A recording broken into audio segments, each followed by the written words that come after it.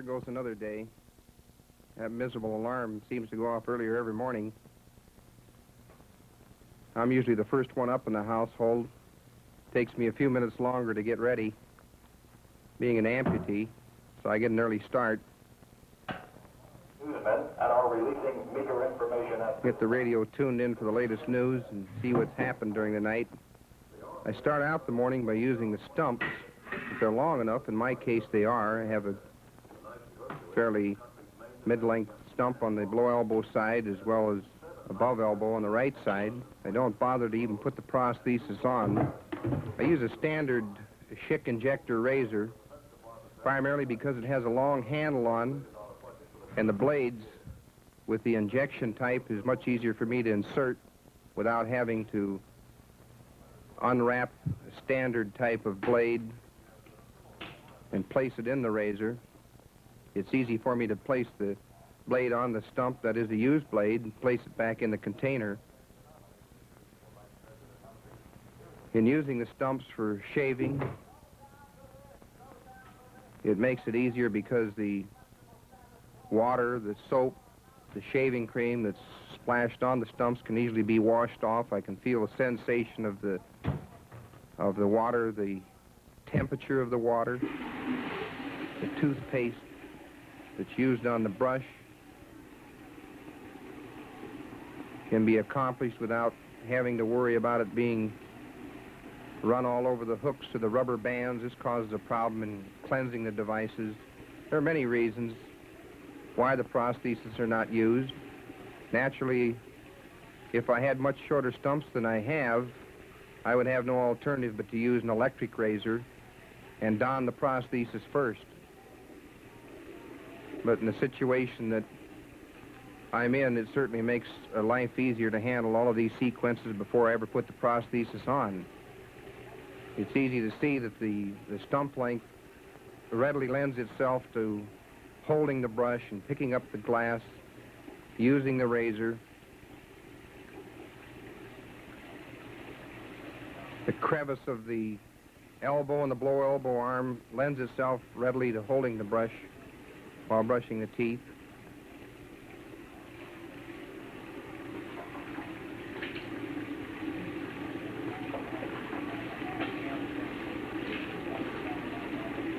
Towel is used in a much easier method with the stumps than it would be with the terminal devices.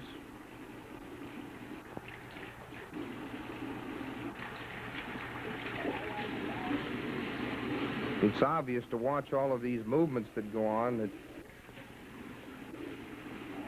every part of the body is used as much as possible to accomplish the task. The teeth and the knees and the stumps, and the toes and opening the drawers. All of this is simply a matter of practice on the amputee's part.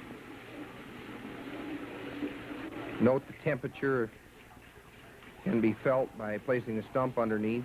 If I were wearing terminal devices, I'd have to stick my chin or something else on there to determine the temperature. All the water that's lost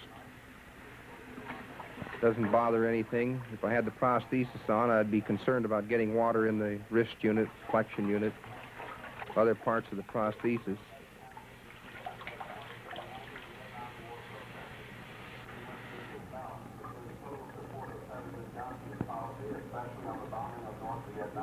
Imagine yourself trying to use soap in soaping your face with two terminal devices. It'd be a most difficult thing.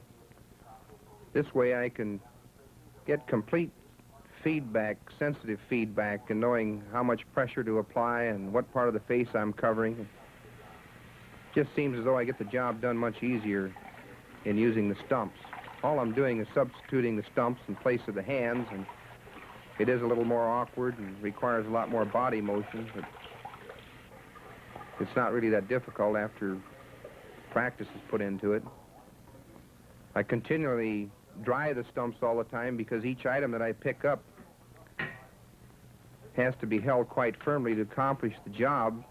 If the stumps were wet, I would find the container slipping out. having to go through that chore of picking them up. Shaving cream is applied by an aerosol can. This is much simpler than using the old method of the brush and the shaving jar. Again, the stumps are dried because I'm going to pick up this razor, and I can't afford to have the razor slipping around.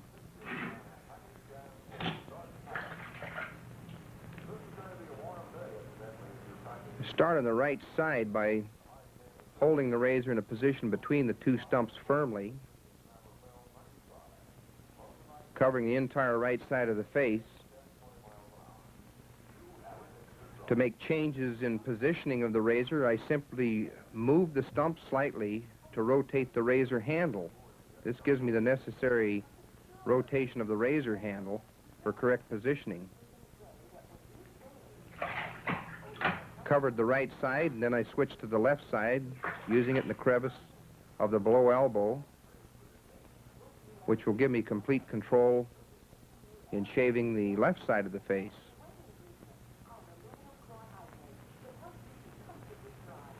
Some might wonder why I use a safety razor in place of an electric razor.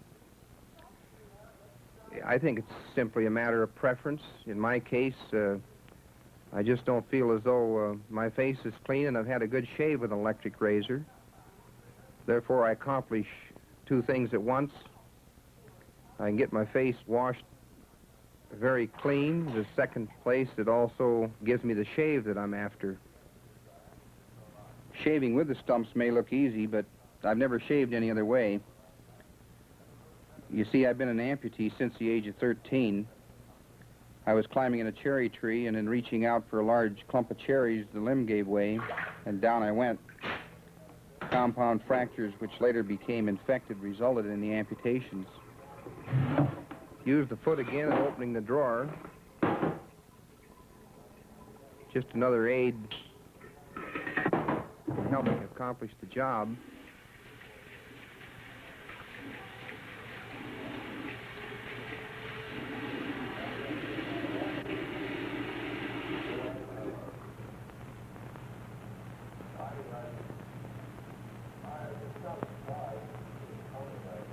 After I'm through shaving, I shower, and still at this point I haven't bothered to put the prosthesis on. Most often I'll take a shower in place of taking a bath. It depends if I'm in my own home or if I'm traveling, I'm in a hotel. If there's a bathtub present and no shower, then I'll use a bathtub. I find the shower is a bit simpler as far as getting the job of bathing done. I take a towel, a standard bath towel, and on each end of the towel I flip it over and have my wife sew a stitch down the flip part. This leaves a little pocket in each end of this towel so that I can insert the stumps into it for ease of handling. First of all, I throw the soap down in the corner, the towel on top of it, and by rotating the foot, I can suds up the towel. And the towel gives me enough area in which I can reach most parts of my body, especially the lower extremities. I am somewhat restricted in the shooting of this film where I've had to wear trunks because I can't raise the extremities as high as I want. Furthermore, it doesn't lend itself toward moving a towel up and down the torso as I'd like to have because the trunks are holding it back. Generally speaking, it is not as difficult as it looks. I'm looking for the slot that's been sewn to stick the stumps in each side so that I can flip it over the back. I can start up at the neckline and work all the way down the torso, down to the ankles, to cover all parts of my body. If need be, I can put the towel back on the floor again and suds it up some more to get complete coverage.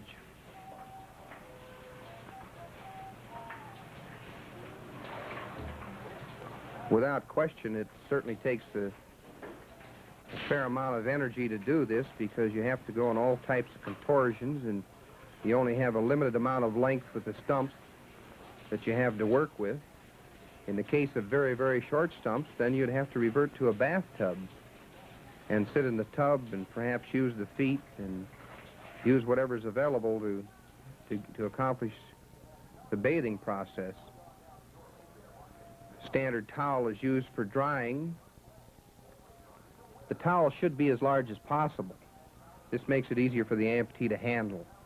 He can flip the towel around by snapping it, and this will dry off the opposite side of the leg or the body that he can't reach because of the stump length.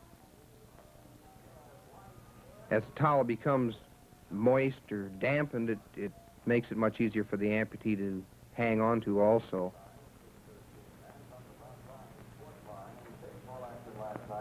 San Francisco left Houston 4-3, but they didn't gain any ground on the leading St. Louis Cards. The Cards struck Pittsburgh 8-0 as Bob Gibson won his 19th game with a 4-hitter. Also in the National, 3 doubleheaders. Cincinnati swept the Mets 8-3 and 5-2. You can imagine the amount of exertion that we go through each day, and especially in dressing and bathing prior to the time the prostheses are put on. This is one of the reasons an amputee perspires considerably, aside from the fact that because he's lost a good portion of his cooling system through the palms of his hands and the upper part of the forearm. It's quite noticeable that one perspires considerably more than a non-amputee.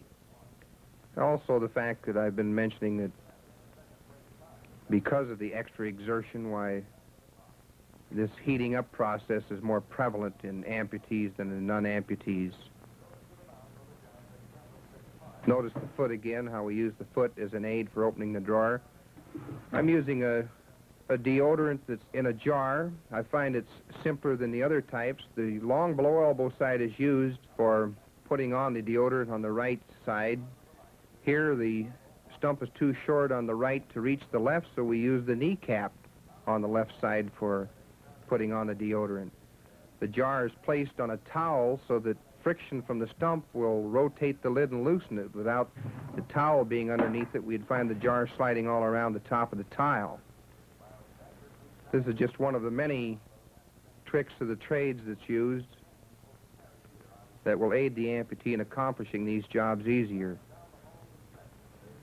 An amputee is taught all of these methods either through their therapist or perhaps talking to other amputees. There are many ways of finding them out.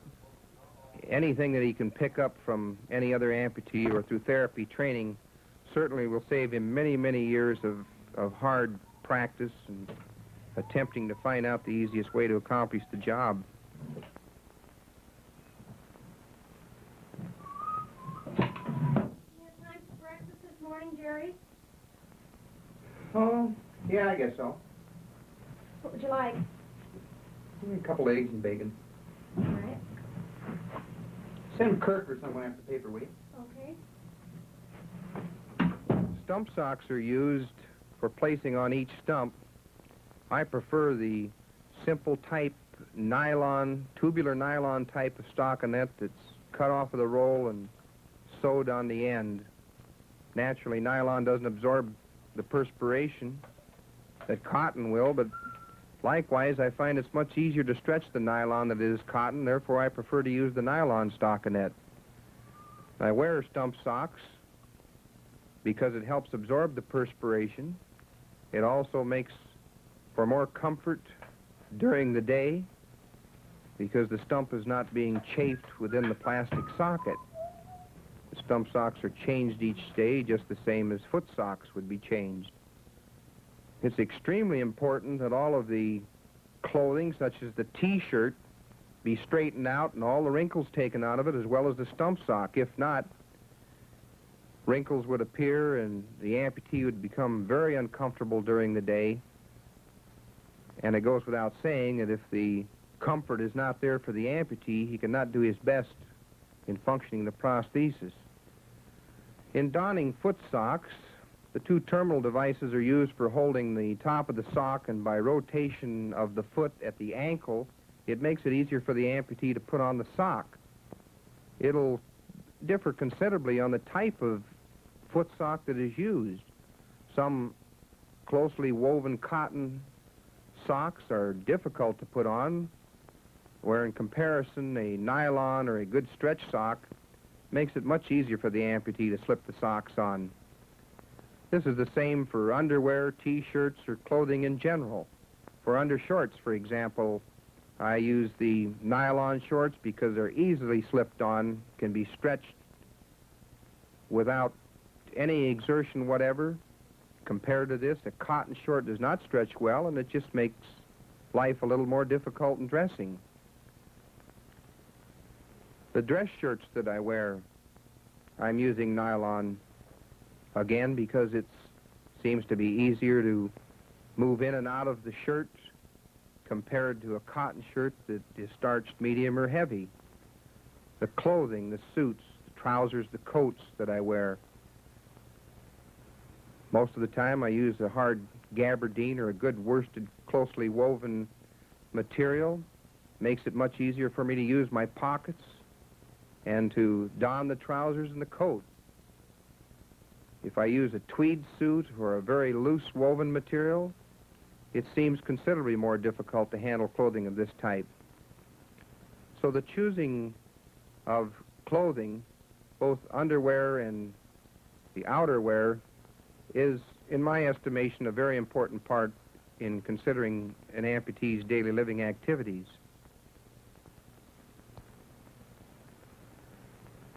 The standard shoe is used, however, the shoestring is not standard. That is, I should say, it is a standard shoestring. 3 or 4 inches of it is cut off of one end and a knot tied. The good end of the shoestring is placed through the bottom hole in the shoe and woven back and forth until we wind up at the top with just one lace. We form a loop in the top string, first tightening the lower strings to take up the slack. And once this loop is formed, it's placed under the top loop, leaving an exposure of 2 loops. The device goes through the first loop, picks up the second, and locks it over the side. It's a non-slip knot and takes but very few seconds in order to tie or untie. I spent some 5 years learning how to tie my shoes with a standard shoe tie. And all of a sudden I was shown how to use this special shoe tie, and within 5 minutes I was tying my shoes. It's just one of the tricks of the trades that's been passed along from therapist to amputee or amputee to amputee, and makes life in general much easier. Combing the hair, the mirror must be used. Without the use of the mirror, the amputee would have no reference as far as sensory feedback is concerned. Really, he couldn't tell if he was combing the hair down in the right place. Therefore, the mirror is used to see exactly where the comb should be placed and where the hair is being combed. Now, we can't see the back of the head, nor can we feel the back of the head with the devices. So as an alternate, we use another mirror to see the back of the head so that placement of the comb can be made and all the hair is combed down.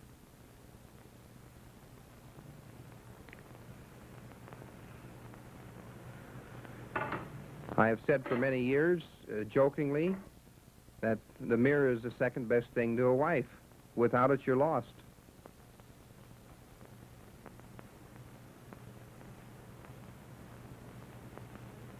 In donning the shirt, much like the coat, the right arm is inserted. The shirt is lapped over the arm to expose the shirt hole so that the left arm can be inserted easily. Without this, there would be a great deal of fumbling in trying to locate the shirt hole.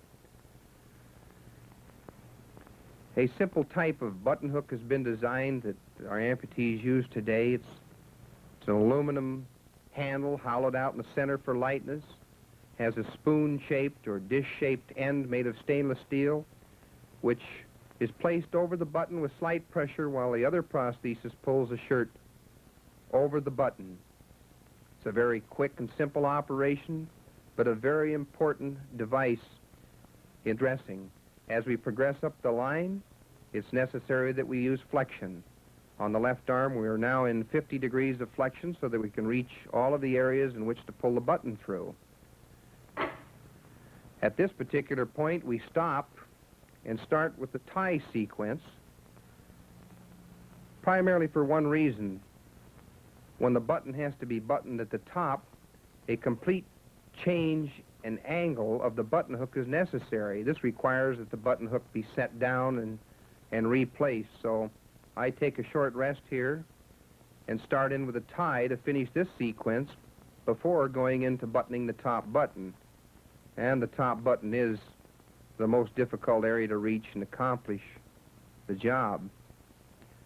In tying a standard tie, we have to use full 50 degrees of flexion on the left side, with the right side or above elbow side doing nothing but holding the short end of the tie. And it's obvious to see that the teeth, the knees, both devices, practically every part of the body that can be utilized is being used to accomplish this job of forming this knot and tying this tie.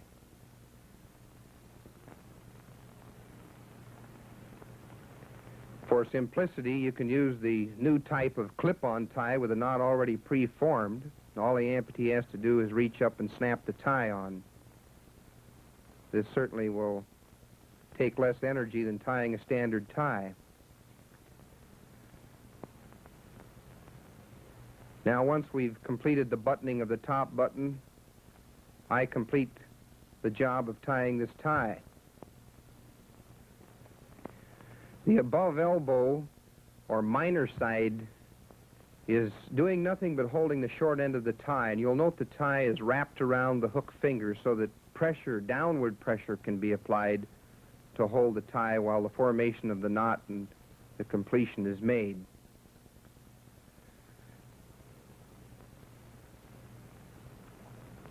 Inserting the shirt in the trousers may seem quite simple, but in reality it's quite difficult. I insert the right arm with the hook thumb through the belt loop. This allows me to hold the trousers up, and yet the hook fingers on the right arm are free to open and close if they need be. Perhaps I'd have to come around the other side and hold the other side of the trousers up with it.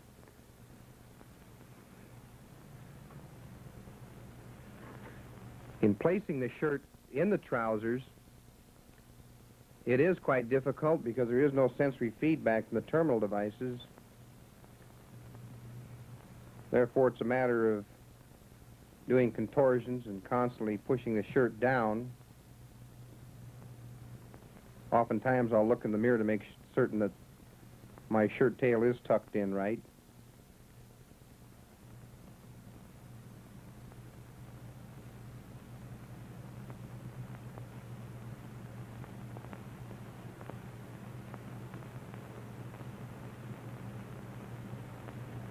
The buttonhole in the coat does not require the use of a button hook because the slot is large enough to place the hook fingers through it.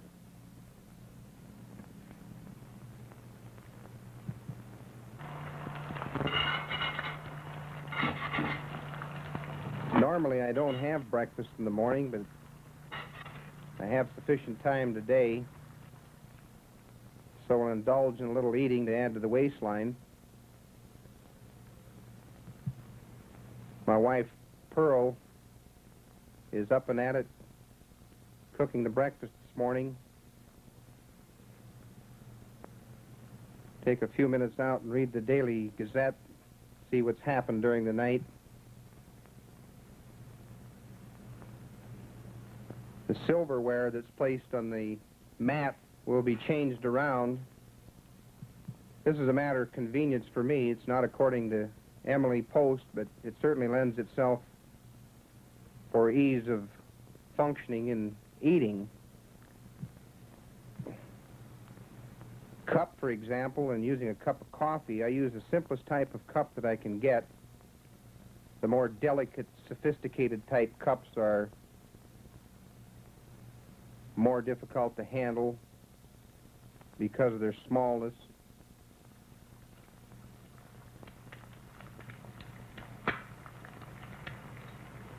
I guess the kids have beat me to it.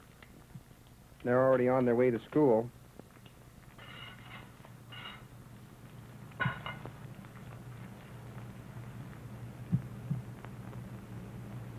In picking up a glass, you'll note the canted fingers, how they wrap around the glass, causing a three-point contact. This is a very important part of using a glass so that it doesn't slip out. Salt and pepper shakers are grasped by the top so that only one movement is made for placing the salt and pepper on the food. The knife is used in the left or below elbow side with the hook fingers over the blade and the handle across the thumb. This permits downward pressure without the knife being able to slip out. On the right above elbow side, we simply use the fork. This is nothing but a holding device which requires very little energy and is a requirement in order to accomplish the cutting job. Once the utensils are placed on the plate, the fork then will be used on the left side. This is accomplished by rotating the plate in order to pick up the fork, because again, we're going to use the fork for ease of function with the below elbow side rather than the above elbow. Originally, I was dominantly right-handed prior to my amputations, but naturally, with the left arm being the longest stump, it certainly makes more sense to use the easiest side and the more adaptable side for most of the function. Pearl and I have been married for 20 years. It goes without saying that without her patience and care, why, it's made life much easier for me being an amputee. She understands all of the quirks and the various things that I have to do to accomplish daily living activities, and it's become a part of life. Family adjustment, I don't think, is really too much of a problem. As far as the amputee becoming adjusted to the family or the family becoming adjusted to the amputee, there is one great downfall in this acceptance, or whatever you might term it, and that is, I have found that in amputees that seem to fail in doing the job as well as they should do, usually you can follow it back to the family. It's the family that has caused the amputee to be the way he is, either to have the attitude he wants to go ahead or to take the attitude that he doesn't care anymore. And we found in many cases that it's the family that has been the one that has stimulated either one of these routes to take. Especially the wife or the mother is really a big factor in the end result. If this amputee goes home, he's an adult, he has a wife and children. First of all, he may have the type of wife who's extremely sympathetic. So rather than to see her poor husband struggle through this fighting and struggling to do this job, she says, "No, dear, let me do this. Let me cut your meat. Let me pamper him." But she's not doing it with the intention in mind of really pushing him down. She's doing it from a motherly instinct, I think, that she wants to help this poor individual because she feels sorry for him. But in feeling sorry for him this way, she's making matters worse, because if she's constantly there, you know, doing everything for you, pretty soon you become just dependent. And if the family understands this, that sure, when you need help and you're in a hurry or something, you get help. But for daily routine of everything, she's not driving for you and picking your nose and doing all this. This is part of the understanding, and so it just becomes general routine. Without this understanding in the family, why, the end result may not be as good. That's my little dog, PJ. PJ was just a pup when she was walking to school with my youngest boy and was hit on this street in front of our house. She was taken immediately to the vet, and the vet telephoned me at my office and said, "Jerry, I'm sorry, but your dog's in very bad shape. It's been run over, and it's in terrible, terrible condition." And I said, "Gee, what's wrong, Doc? Does it have to be put away?" And he said, "Yeah, I'm afraid so." I said, "Well, what's wrong?" And the vet said, "Well, his leg's been broken, and it looks as though we can't save it. We're going to have to amputate it." And I said, well, go ahead and amputate it. And he said, why, Jerry, he said, you don't want a dog with one leg. And I said, well, gee, Doc, you ought to see what his master looks like, so get to it and amputate it. And as I recall, after receiving the bill, I think the amputation was twice as much as mine was. In driving, you'll note we use a driving ring. Sometimes you'll find bilaterals using the rings on both sides, but it really is quite more convenient to have the driving ring on one side. It's a simple type of clamp arrangement with an oil light bearing and a swivel in it. I was driving down the turnpike, and I was going into New York City, and I came to one of these miserable places where I had to keep dropping dimes in every 5 miles. And I picked the dime up, and I reached out as I pulled up and stopped, and I handed it to the guy, and he put both hands up because he thought I'd pulled a gun on him. He probably was engaged thinking of something else, and he's picking dimes up all day long from people driving up. But when I drove up, he turned his head, and all he seen was something shiny flash out, and he raised his hands like he was being held up, you know. Well, then he was embarrassed to tears, and I was embarrassed, and I said, well, don't let it bother you. You know, if I'd known you kept your hands up a little longer, I'd have rifled the till.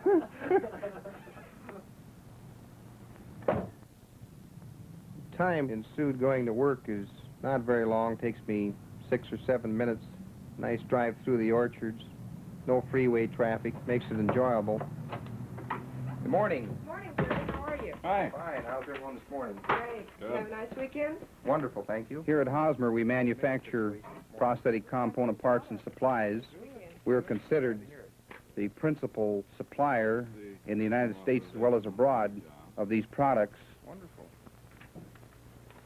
Good to have part of our office personnel handling the mail in the morning, checking over all the orders. After all, the orders are an essential part of operating a business.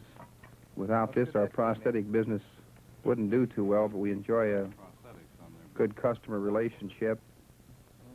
Many fine customers all over the world. Fine. Strictly in prosthetics, nothing else. That'll ship today. This is Jan, our export manager. Some of the OW100 grist. Handles all of the documentation and invoicing throughout the world for all the orders that are received of our products. Hardly a morning ever goes by, but we don't have 2 or 3 good, genuine problems. My particular activities involve a little of everything from management up through marketing, in as much as we are in the wholesale business only. We accumulate all of the mail, and those that need responding are handled right away, and this is just a routine activity.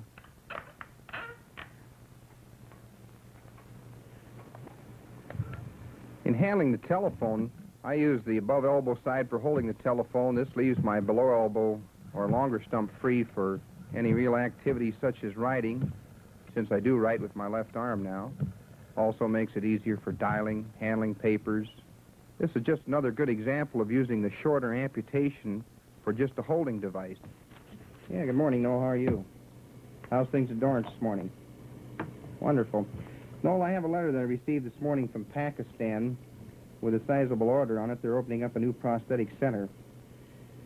And included in the order is a considerable amount of terminal devices. And I'd like to know if you have any suggestions. It's left open to us as to the type of terminal devices we'd like to send them.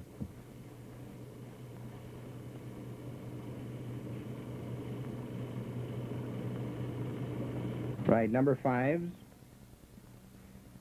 A pen or a pencil is held between the hook fingers, more or less an upright position. This gives the best control for writing purposes. It's much better than putting the pen or pencil between the fingers and across the thumb like we would a knife handle. This sets the point too far out, does not give you good writing control. Naturally, being an amputee, you have no other choice but to use the good old Palmer method. You can't cheat by wiggling your fingers. So in reality, at least in my own case, why I find that my writing perhaps is even a shade better than it was prior to the time that I received the amputations. That sounds very good. And I'll advise them today of that, Noel, and if you'll have them over here within 2 weeks, why, we'll have everything ready to go. Thanks so much. Goodbye.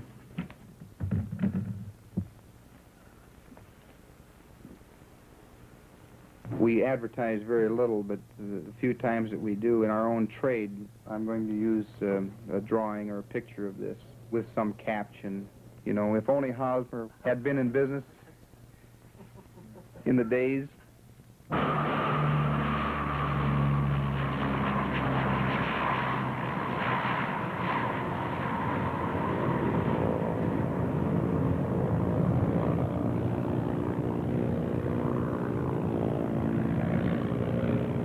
This is Friday afternoon late, and usually, weather providing, we spend the weekend up at a place we have in the lake about 350 miles north of our home, Northern California. We're using our Aero Commander for transportation. Flying an airplane is extremely easy to use, perhaps in many cases much easier than driving an automobile. Been flying for about 10 or 11 years, starting out with single engines and advancing up to a medium twin-engine aircraft. This plane holds 7 passengers and pretty well provides enough room for the family and other guests. Started flying back in 1957, a very small single-engine, low-powered airplane. Actually, I started flying because of the necessity of time involved in traveling. At that time, I traveled mostly by car across the United States, calling on all of our accounts. And then again, I would use the airlines. The schedules weren't too good, and oftentimes I had to wait for many hours just to travel 100 or 200 miles.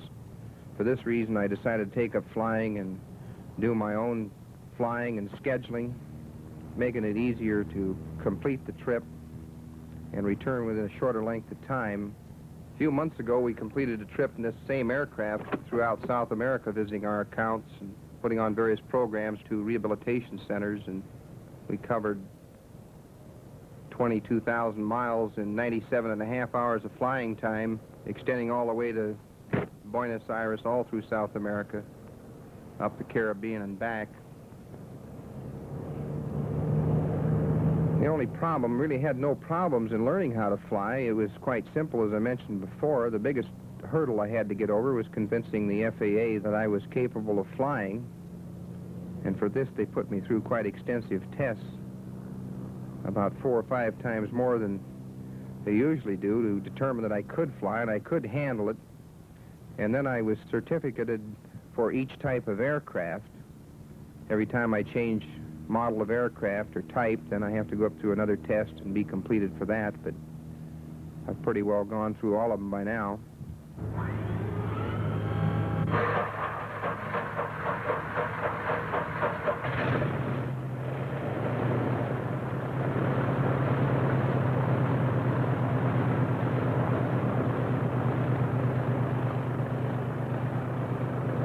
This aircraft inside has standard equipment on it. The only change that's been made for my purpose is the ease of operation as far as using the throttles are concerned and the prop controls. These have been redesigned in having a large hole on the inside of these throttles and knobs to permit me to hold on to the knob and control the props and to control the throttles without having to constantly watch the position of my terminal device so that it does not slip off. And this way I can watch outside, keep complete control on it. Very similar to the driving ring in the automobile. It's just a matter of convenience and added safety. Other than these 2 items, the airplane is standard. The amputee, in my estimation, will only get out of this thing as much as he puts into it. The amputee, in reality, is not much different than an individual who has all his facilities. If you're playing golf and you have all your facilities, it takes time and practice, it takes coordination, it takes much patience. Likewise with the amputee, in using his prostheses to accomplish his daily living activities, his vocation, his avocation, this too takes considerable practice and also takes a great deal of patience. Insofar as the amputee is concerned, many things are involved, whether he's successful or not successful in functioning his prosthesis. His training, whatever training he's going to get from the therapist, is going to reflect on his final attitude, and the end result will be how well he successfully uses them.